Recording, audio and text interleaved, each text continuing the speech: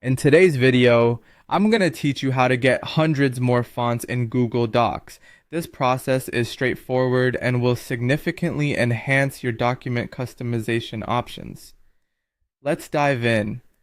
First, you'll want to begin by accessing your Google account. This ensures all the changes and updates you're about to make sync correctly with your documents.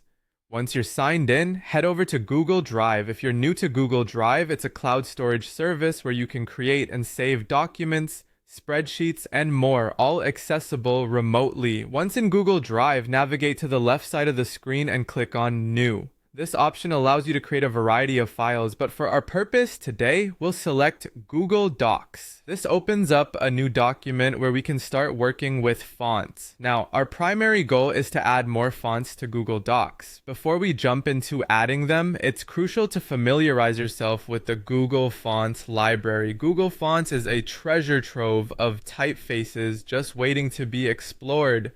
Take some time and browse through the fonts available there, noting down any that catch your eye, as these are the ones you might want to integrate into your Google Docs. With your list of desired fonts in hand, let's return to your open Google Doc. At the top of your screen, you'll find the toolbar. Look for the section that allows you to change the font style. Clicking on this will reveal a drop-down menu. Scroll to the bottom and select More Fonts.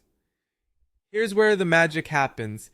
In the More Fonts dialog box, you'll find various customization options, including scripts, display preferences, and sorting methods. For the broadest selection, I recommend selecting all scripts and making sure you're viewing all available fonts sorted by their popularity.